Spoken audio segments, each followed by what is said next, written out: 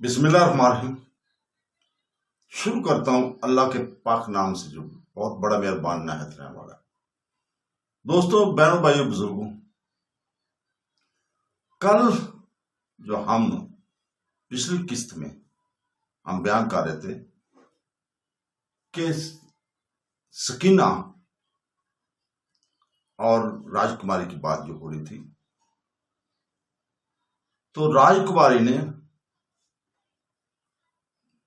ایک بار پھر اس کی بات کاٹ کر پوچھا تھا، یہ تو ٹھیک ہے آپ جو کہہ رہی ہیں، لیکن فتح قنوج کے بعد تو سردار کمال دہلی آ سکتے تھے، لیکن پھر بھی دہلی نہ آئے، کیوں؟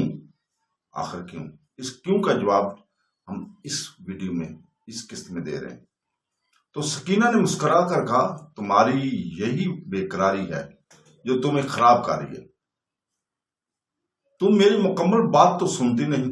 ہاں، تو میں بتا رہی تھی کہ فتح قنوج کے بعد سلطان شہاب الدین غوری نے سردار کمال کی شجاعت کو سراہا، پھر انسی پر حملہ کے دوران بھی سردار کمال سلطان کے ہمراہ رہے، بنارس پر حملہ کے دوران بھی سردار کمال سلطان کے ہم رکاب تھے۔ پھر جب ایک مرحلہ پر سلطان شہاب الدین غوری ملک قطب الدین ایبک کو بدستور ہندوستان میں اپنا نمائندہ کی حیثیت سے چھوڑ کر غزنی کے ارادہ سے روانہ ہوئے، تو وہ اس خواہش کا اظہار کیا کہ سردار کمال کچھ دور تک ان کے ساتھ چلے اور پھر ملک قطب الدین کے پاس لوٹ آئے۔ اب تازہ صورتحال یہ ہے کہ سردار کمال سلطان محمد غوری کے حکم کی تعمیل میں ان کے ہمراہ غزنی کے راستے پر جا رہے ہیں۔ سلطان محمد غوری جب اور جہاں چاہیں گے اپنی مرضی سے سردار کمال کو واپس لوٹنے کی اجازت دے دیں گے۔ اس کے بعد سردار کمال لوٹیں گے اور دہلی آئیں گے، اور اس صورت میں میرا خیال ہے کہ سردار کمال پر دہلی لوٹنے کی ذمہ داری عائد نہیں کی جا سکتی۔ وہ صورتحال کے تقاضے کو نظر انداز نہیں کر سکتے تھے۔ نہ تو لاہور سے لوٹ کر چندواڑہ کے نوآ کی بجائے دہلی آ سکتے تھے، اور نہ اس پر قادر تھے کہ فتح قنوج کے فوراً بعد دہلی لوٹ آتے۔ بہن سکینہ، تمہیں میرے سر کی قسم، راج کماری نے کہا، سچ کہو، کہیں یہ سب کچھ تو میری دلجوئی کے لیے تو نہیں کہہ رہی ہو؟ کیا حقیقت یہی ہے کہ ابھی ابھی تم نے جو بیان کیا؟ سکینہ نے مسکراتے ہوئے کہا، اللہ جانے میرا یہ خیال غلط ہے یا درست، چونکہ تم نے اپنے سر کی قسم دی ہے، اس لیے میں اپنی سمجھ اور علم کے مطابق صرف یہی کہہ سکتی کہ اگر تمہارا دل صاف ہے اور تم ہمارے امیر کو خلوص دل سے پیار کرتی ہو تو دل سے راہ ہوتی ہے، اور ہمارے امیر بھی تمہیں سچے دل سے پیار کرتے ہوں گے۔ اگر تمہاری محبت میں محض ظاہریت اور کھوکھلا پن ہے تو لا محالہ ہمارے امیر کی محبت میں بھی جھوٹی اور سطحی ہوگی۔ راج کماری نے افسردہ ہو کر، خدا کے لیے مجھے نہ سناؤ، نہ ستاؤ، اور جو میں نے پوچھا ہے سچ سچ کہہ دو۔ سکینہ بولی، نہیں، اب تم اپنے دل سے اپنے سوال کا جواب لو۔ میں جواب نہ دوں گی، بس یہی کہہ سکتی ہوں کہ اگر تم کسی کو پیار کرتی ہو تو لازماً وہ بھی تمہیں پیار کرتا ہوگا۔ راج کماری نازو ادا سے، میں تو کسی سے پیار نہیں کرتی۔ سکینہ ہنستے ہوئے بولی، پھر تمہیں کس سے کوئی شکایت نہیں ہونی چاہیے تھی؟ کسی سے بھی۔ راج کماری نے فوراً کہا، شکایت تو ہوگی، ہمیں دکھ درد کے حوالے کر کے آپ چین کی بانسری بجا رہے ہیں، میں اس کے جواب نہیں دے سکتی۔ سکینہ نے کہا، یہی دعا کرتی ہوں کہ تمہاری ان سے جلد ہی ملاقات ہو جائے تاکہ تم خود ان سے دل کھول کر شکایتیں کر سکو اور دیکھو وہ تمہاری شکایت کے جواب میں کیا عذر پیش کرتے ہیں۔ یہی تو مشکل ہے، اب ان سے ملاقات آسان نہیں۔ راج کماری نے کہا، کیونکہ قسمت کے لکھے کو کوئی نہیں مٹا سکتا، ہونے والی بات ہو کر رہتی ہے۔ اور ہاں، میں یہ کیوں کہوں کہ تمہارے دانا اور فرزانہ امیر خود بھی زندگی بھر افسوس کرتے رہیں گے، مگر خیر، انہوں نے میرے حق میں جو کیا اچھا ہی کیا، خدا انہیں خوش و خرم رکھے، میری تو یہی دعا ہے۔ میں تمہاری ان جملوں کو مطلب نہیں سمجھ سکی۔ سکینہ نے کہا، ذرا صاف صاف بتاؤ کہ بات کیا ہے، غالباً تم اسی بات سے پریشان ہو۔ راج کماری بولی، اب میرا بتانا بے سود ہوگا، جو ہوگا تم خود دیکھ لو گے۔ سکینہ نے کہا، تمہیں اللہ کی قسم ہے کچھ تو بتا دو بھائی، یہ تو کچھ اور ہی بات نکلی۔ راجکماری نے آہ بھر کر کہا، بات جو کچھ بھی ہے، میں کہتی ہوں کہ تقدیر پر کسی کا بس نہیں چلتا، تقدیر پر کسی کا بس نہیں چلتا، تقدیر میں جو لکھا ہو کر ہی رہتا ہے۔ تمہاری باتوں سے پتہ چلتا ہے کہ تم بہت مایوس ہو گئی ہو۔ سکینہ نے کہا، کیا تم نے خدا نخواستہ دل میں کوئی دوسرا فیصلہ کر رکھا ہے؟ خدا را کہیں ایسا غضب نہ کرنا۔ میں قسمیہ کہتی ہوں کہ سردار کمال الدین کو تم سے سچی محبت ہے، وہ ایک سچے اور غیور نوجوان ہے، انہوں نے تم سے جو کچھ کہا تھا 100% درست تھا۔ میں یہ تو ہرگز نہ کہوں گی کہ وہ تمہاری خاطر اپنی جان تک دے سکتے ہیں، کیونکہ وہ ایک سچے مسلمان ہیں جن کے مذہب میں خودکشی حرام ہے اور وہ مذہبی احکام کے بڑے پابند ہیں۔ وہ اپنی محبت تک اپنے مذہبی احکامات پر ترجیح نہیں دے سکتے، مگر تمہاری جدائی سے یہ ہوگا کہ ان کی زندگی حرام ہو جائے گی، اور اس ظلم کی جو تم ان پر اور اپنے نفس پر کرو گی، تمہیں قیامت کے روز جواب دہی کرنی ہوگی۔ نہیں، میں انہیں کبھی فراموش نہیں کر سکتی، راجکماری نے کہا، اور نہ جان بوجھ کر تکلیف پہنچا سکتی۔ میں کوئی دیوانی ہوں جو ایسا کروں گی؟ سکینہ نے پوچھا، پھر تمہارے رنج و غم کی وجہ بنی ہے، وجہ کیا ہے؟ راجکماری بولی، ابھی یہ بتانے کا موقع نہیں آیا، جب آیا تمہیں ضرور بتاؤں گی۔ پھر ایک لخت راجکماری نے چونک کر کہا، بہن سکینہ سنو تو، یہ شور شرابہ کیسا ہے جو تیز سے تیز ہوتا جا رہا ہے؟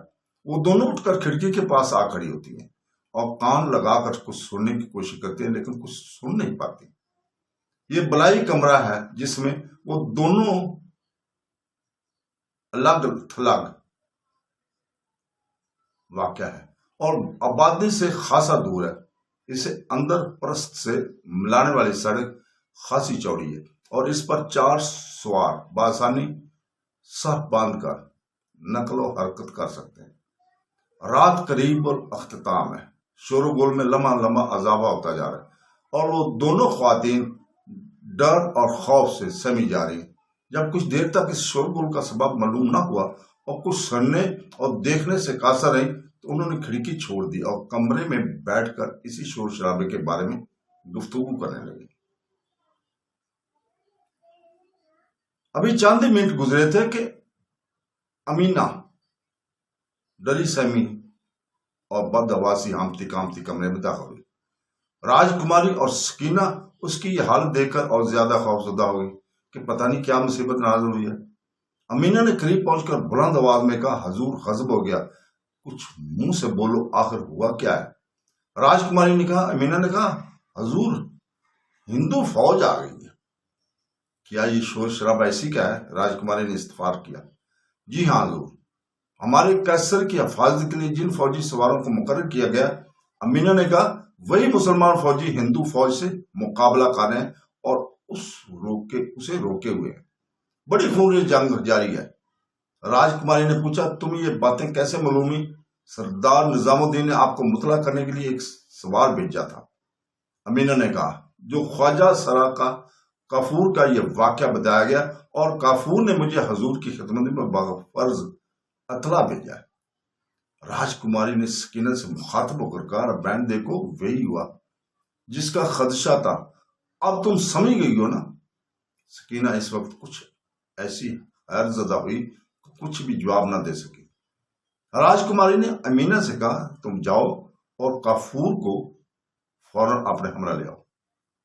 امینہ فوراً روانہ ہوگی تو راجکماری پھر سکینہ سے مخاطب ہوئی، میں اسی دن سے خوفزدہ تھی جو آ گیا۔ میں نے پہلے ہی تمہیں کہا تھا کہ اب شاید ہی سردار کمال الدین سے میری ملاقات ہو سکے۔ مجھ پر تو اس وقت حیرتوں کا پہاڑ ٹوٹا پڑا ہے۔ سکینہ نے کہا، میرے تو سمجھ میں نہیں آ رہا یہ کیا معاملہ کیا ہے؟ ہندو فوج کا یہاں آنا ایک حیرت انگیز امر ہے، اور مزید حیرت یہ ہے کہ آپ کو پہلے سے اس واقعے کی پیش آنے کا کیوں یقین تھا، اور آپ یہ بات حتمی طور پر کس طرح کہہ رہی تھی کہ یہ واقعہ ضرور رونما ہوگا؟ ذرا صبر سے کام لو، راجکماری نے کہا، اس طرح رفتہ رفتہ تمہیں سب باتوں کا علم ہو جائے گا۔ میں اس وقت موقع محال کی مناسبت سے اصرار نہیں کرتی، سکینہ نے کہا، ورنہ میں اس راز کے بارے میں آپ سے ضرور پوچھتی. کیوں سکینہ، اب تمہارے رائے میں کیا ہوگا؟ راجکماری نے پوچھا. سکینہ نے سر جھکا کر کہا، وہی ہوگا جو اللہ تعالیٰ کو منظور ہو. افسوس اب میری وجہ سے یہاں قتل عام ہوگا. راجکماری نے کہا، افسوس وہ مسلمان جنہوں نے مجھ پر احسانات کیے ہیں خواہ مخواہ موت کے گھاٹ اتر جائیں گے. اللہ تعالیٰ کی جو مرضی ہو. سکینہ نے کہا، جو مسالت اور حیثیت ہو وہی اس کے بندوں کے حق میں مناسب اور بہتر ہے. بلا شک و شبہ ہمیں بڑی مصیبت کا سامنا کرنا پڑا ہے. راجکماری نے کہا، آپ کو پریشان ہونے کی ضرورت نہیں. سکینہ نے کہا، اول تو اس حملہ کے بارے میں نہیں کہا جا سکتا کہ اس کا کیا نتیجہ نکلے گا. دوسرے مسلمان فاتح ہوں یا شکست کھا جائے، دونوں صورتوں میں آپ کو کوئی نقصان نہ پہنچے گا. وہ کیسے؟ راجکماری نے پوچھا. یوں کہ اگر ہندو فوج فتح حاصل کرے، اس قیصر پر قابض ہو جائے تو آپ اپنی قوم میں جائیں گی اور وہ اپنے مقصد میں کامیاب ہو جائیں گے. سکینہ نے کہا، اگر مسلمانوں نے شکست دے کر بھگا دیا تو پھر بھی اسی آرام و سکون سے رہیں گی جس میں آپ اب رہ رہی ہیں، اور آئندہ آپ کو انشاءاللہ عزیز اس سے زیادہ آرام اور سکون میسر ہوگا. جو کچھ بھی ہوگا دیکھا جائے گا. راجکماری نے کہا، جو میرا حال ہوگا وہی تمہارا بھی ہوگا، کیونکہ میں جب تک زندہ ہوں تمہیں خود سے جدا نہ ہونے دوں گی. میں نے آپ سے الگ ہونے کے لیے تو نہیں کہا. سکینہ نے کہا، میں نے تو محض آپ کو مطمئن کرنے کے لیے ایک حقیقت بیان کی تھی کہ آپ کو بالکل پریشان ہونے کی ضرورت نہیں ہے. اس وقت میں جس قدر پریشان ہوں میں وہ جانتی ہوں. راجکماری نے کہا، میں دونوں طرف سے پریشان ہوں. ایک طرف میری قوم ہے تو دوسری طرف وہ مسلمان جو میرے محسن ہیں. ابھی گفتگو جاری ہی تھی کہ امینہ کافور کو اپنے ساتھ ہمرے لے کے آ گئی. راجکماری نے دونوں کو بیٹھنے کا اشارہ کیا. دونوں بیٹھ گئے. چونکہ کافور راجکماری کی زبان سے ناواقف تھا، اس لیے سکینہ نے ترجمان کے فرائض ادا کیے اور سکینہ کی وساست سے دونوں کے درمیان اس طرح گفتگو ہوئی. کافور، تمہیں کچھ علم ہے کہ ہندوؤں کو کس قدر فوج ہے؟ راجکماری نے پوچھا. اور ان کا افسر اعلیٰ کون ہے؟ ابھی پتہ نہیں چل سکا کہ ان کے افسر اعلیٰ کا نام کیا ہے. کافور نے کہا، اور ابھی یہ بھی حتمی معلوم نہیں ہو سکا کہ ہندو فوج کی کتنی تعداد ہے. ابھی تو ہمارے سواروں نے انہیں سڑک پر روک رکھا ہے. تاہم معلوم ہوتا ہے کہ کثیر تعداد ہندو فوج نے ہمارے قیصر پر حملہ کیا ہے. خیر، ذرا سورج طلوع ہو تو سب باتوں کو پتہ چل جائے گا. فی الوقت تو ہمارے 400 سوار جو قریبی خیمہ جان تھے ان کا مقابلہ کر رہے ہیں. اس وقت اندر پرست کے قلعہ میں ہماری کتنی فوج موجود ہے؟ راجکماری نے استفسار کیا. مجھے معلوم ہے کہ اس وقت اندر پرست کے قلعہ میں 4000 پیادہ دسو اور سوار موجود ہیں. کافور نے کہا، فوج کا بڑا حصہ سپہ سالار اعظم ملک قطب الدین ایبک کے ساتھ کفار کے مختلف قلعوں کو فتح کرنے کے لیے دہلی سے دور جا چکا ہے. قلعے میں موجود سپاہ کے بارے میں پتہ چلا ہے کہ بڑی تیزی سے جنگ کے لیے تیار ہو رہی ہے.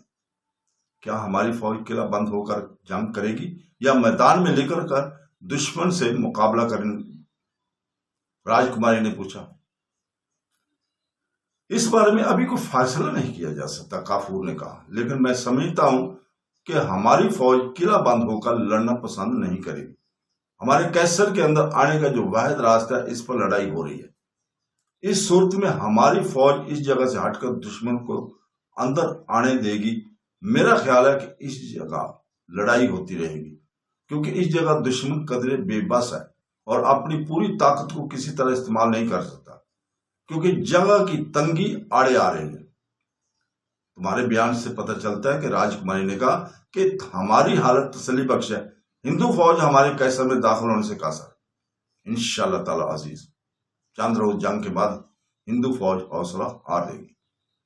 کافور نے کہا، اور آخر کار ناکام ہو کر واپس چلی جائے گی. اس وقت وہ 400 سوار جو ملک قطب الدین ایبک کی فوج میں شامل ہونے کے اجمیر سے آئے تھے اور سردار نظام الدین سے نے انہیں ہمارے قیصر کے قریب خیموں میں ٹھہرا لیا تھا، اس وقت ان کی یہاں موجودگی بڑے کام آئی.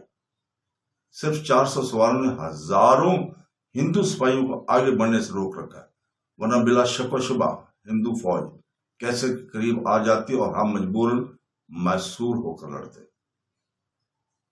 اب تم سردار نظام الدین کے پاس جاؤ، راجکماری نے کہا، اور انہیں میری طرف سے کہہ دو کہ براہ کرم مجھے لڑائی کی تازہ صورتحال سے مطلع کرتے رہے۔ کافور نے تم سردار نظام الدین سے یہ بھی کہنا، سکینہ نے کہا، اگر ممکن ہو تو وہ کسی قریبی قلعہ سے اسلامی فوج کو مدد حاصل کر لیں تاکہ ہماری کلیل فوج کو مدد مل سکے۔ ہمیں اس باتوں میں دخل نہ دینا چاہیے، راجکماری نے کہا، شاید وہ برا مان جائے کہ اب ناقص اور الگ ناقص و عقل عورتیں بھی ہمارے عسکری معاملات میں ہمارے مشورہ دینے لگی ہیں۔ سردار نظام الدین کچھ کہنے سے برا نہ منائیں گے، وجہ سرا کافور نے کہا، لیکن میرے خیال میں بھی یہ بہتر یہی ہے کہ ہم یہ معاملہ انہی پر چھوڑ دیں، یقیناً وہ خود جہاں تک ممکن ہوا ہندو فوج کے حملے سے بچاؤ کے لیے کچھ تدبیریں کریں گے۔ یہ کہہ کر کافور چلا گیا۔ آفتاب طلوع ہوا تو قلعہ اندر پرست میں موجود 4000 سوار بھی آ پہنچے۔ گمسان کی جنگ شروع ہو گئی۔ سردار نظام الدین نے اپنے 4400 پیادہ سواروں کو بڑی خوبی سے کثیر تعداد ہندو لشکر سے لڑایا۔ ہندوؤں کو کافی جانی نقصان پہنچا، لیکن مسلمانوں کو حیرت تھی کہ اس بار ہندوؤں کے دلوں میں خدا جانے کس قسم کا جوش اور خروش بھرا ہوا تھا کہ وہ کثیر جانی نقصانات اٹھانے کے باوجود بدستور حملے کر رہے تھے، اور سردار کمال الدین سمرقندی کے کیسر میں داخل ہونے کی بھرپور کوشش میں لگے ہوئے تھے۔ شام تک جنگ جاری رہی اور سردار نظام الدین ہزاروں ہندوؤں کو قتل کرنے کے ساتھ ساتھ سینکڑوں کو زندہ گرفتار کرنے میں بھی کامیاب ہو گئے۔ غروب آفتاب کے بعد جنگ بند ہو گئی اور ہندو لشکر سڑک کے اطراف میں خیمہ زن ہو گیا، اور سردار نظام الدین کی فوجی بھی لشکر کفار کے بالمقابل خیمہ زن ہو گیا۔ اور سردار نظام الدین نے کیسر کمال میں اپنے قیام کے الگ تھلگ حصے میں پہنچ کر پہلا کام یہ کیا کہ قلعہ اندر پرست میں بھیجے ہوئے ہندو قیدیوں میں سے 3-4 کو اپنے سامنے طلب کیا۔ قید میں آئے گئے تو سردار نظام الدین نے ان میں سے ایک سب سے کم عمر ہندو قیدی کو ہر طرح کو تسلی تشفی دے کر دریافت کیا، تمہاری فوج کا افسر اعلیٰ کون ہے؟ ہرچند رائے۔ کیا خود ہرچند رائے اس فوج میں شامل ہے؟ سردار نظام الدین نے پوچھا، جو ہم سے جنگ کر رہا ہے؟ جی ہاں، مہاراج ہرچند رائے کے ساتھ فوج کے دوسرے بڑے افسر بھی ہمارے لشکر میں موجود ہیں، قیدی نے بتایا۔ تمہارے حملہ آور فوج کی تعداد کتنی ہے؟ سردار نظام الدین نے استفسار کیا۔ قیدی نے جواب دیا، 15,000 سوار ہے، اور آج کل میں مزید 15,000 فوج پہنچنے والی ہے۔ کیا تم کو کچھ پتا ہے کہ اس جوش خروش سے یہاں کیوں حملہ کیا گیا؟ سردار نظام الدین نے پوچھا۔ ہمیں بتایا گیا کہ چند روز قبل کسی مسلمان افسر کو بی بی دلی آ رہی تھی اور اس کے ہمراہ کافی سوار تھے اور ایک فوجی افسر بھی تھا۔ راہ میں ان لوگوں نے رات کو ایک مندر میں قیام کیا، قیدی نے بتایا، اور مندر کے آدمیوں پر یہ ظلم و ستم روا رکھا کہ جب وہاں سے روانہ ہوئے تو مندر میں لوٹ مار مچائی، ہمارے مقدس کتابوں رامائن وغیرہ کو آگ لگا دی اور 3 پروتوں کو گرفتار کر کے اپنے ساتھ لے گئے۔ سردار نظام الدین حیران ہو کر بولا، میں یہ تسلیم نہیں کر سکتا کہ مسلمانوں نے کسی مندر میں داخل ہو کر ایسا ظلم و ستم کیا ہو۔ اگر یہ واقعہ رونما ہوتا تو لازماً مجھے اس کی اطلاع مل جاتی۔ ممکن ہے آپ کو علم نہ ہو، قیدی نے کہا، لیکن میں جو عرض کر رہا ہوں وہ بالکل درست ہے۔ فسادیوں نے آپ تک یہ خبر پہنچنے نہیں دی۔ مجھے یہ ایک بے حد ناپسند ہے کہ ہندوؤں کے کسی متبرک مقام میں فساد کیا جائے اور مذہبی رہنما پر خواہ مخواہ ظلم کیا جائے۔ میں کل صبح اس معاملے کی تحقیق کروں گا، سردار نظام الدین نے کہا، مگر یہ تو بتاؤ کہ تمہیں یہ واقعہ کیسے معلوم ہوا؟ اس مندر میں 4 پروت تھے، قیدی نے کہا، 3 تو مسلمانوں نے گرفتار کر لیے تھے، البتہ چوتھا جان بچا کر بھاگ نکلا تھا، اور اسی نے قلعہ بدایوں پہنچ کر جہاں قنوج کی شکست خوردہ بچی کچی فوج موجود ہے اور دوسرے ہندو راجاؤں کو فوج جمع ہو رہی ہے۔ یہ واقعہ فوج کے ذمہ دار افسروں سے بیان کیا تھا، جس پر مہاراج ہر چند رائے اسی وقت چپ چاپ اپنے سواروں کے ساتھ دہلی روانہ ہو گئے تھے، اور آتی بار یہ تاکید بھی کرتے آئے تھے کہ ان کے پیچھے پیچھے امدادی فوج بھی بھیج دی جائے، بس زیادہ سے زیادہ کل دوپہر تک وہ فوج بھی یہاں پہنچ جائے گی۔ عجیب و غریب واقعہ ہے جو میری سمجھ میں نہیں آ رہا۔ سردار نظام الدین نے کہا، یہ بتاؤ کہ کیا وہ چوتھا پروت بھی فوج کے ہمراہ ہے؟ وہ پروت بداؤں سے ایک منزل تک تو ہمارے ہمراہ تھا، مگر اس کے بعد اجازت لے کر وہ چلا گیا۔ قیدی نے کہا، شاید اپنے مندر کی طرف چلا گیا ہو، کہیں اور کا رخ کیا ہو، میں اس بارے میں حتمی طور پر بتا نہیں سکتا۔ گفتگو ختم کر کے سردار نظام الدین نے قیدی کو دوبارہ قلعہ اندر پرست میں بھیج دیا اور محافظوں کو بطور خاص تاکید کی کہ ان قیدیوں کو آرام سے رکھا جائے۔ پھر سردار نظام الدین نے اپنے دل میں خیال کیا، میں نے ایک عورت کی رائے پر عمل کر کے بہت برا کیا، خواہ مخواہ ان پر پروتوں کو گرفتار کر لیا، جس کے نتیجے میں شکست خوردہ ہندو لشکر میں بھی جوش و خروش پھیل گیا ہے، اور اب انہیں مندر لوٹنے کی جھوٹی داستان سنا کر ان کے مذہبی جوش کو ابارا گیا اور مسلمانوں کے مقابلے میں لا کھڑا کیا گیا۔ خدا جانے جنگ کو کیا نتیجہ نکلے۔ ہمارے وہاں پاس قلیل فوج ہے اور ہمیں کہیں سے امداد ملنے کی بھی امید نہیں۔ اس کے برعکس ہندو فوج کی تعداد ہماری بنسبت کئی گنا زیادہ ہے، اور پھر ان کی کثیر تعداد امدادی فوج بھی آ رہی ہے۔ اب کون جانے کہ اس جنگ کا کیا نتیجہ نکلے۔ دراصل اس معاملے میں ہمارا ہی قصور ہے۔ ہم نے اپنی طرف سے خواہ مخواہ ایک بات پیدا کی اور بے قصور پروتوں کو گرفتار کر کے اپنے ہمراہ لے آئے۔ سردار نظام الدین نے اپنے موجودہ نازک صورتحال کا جائزہ لیا۔ تو دوستو یہیں پر رکھتے ہیں۔ اللہ حافظ۔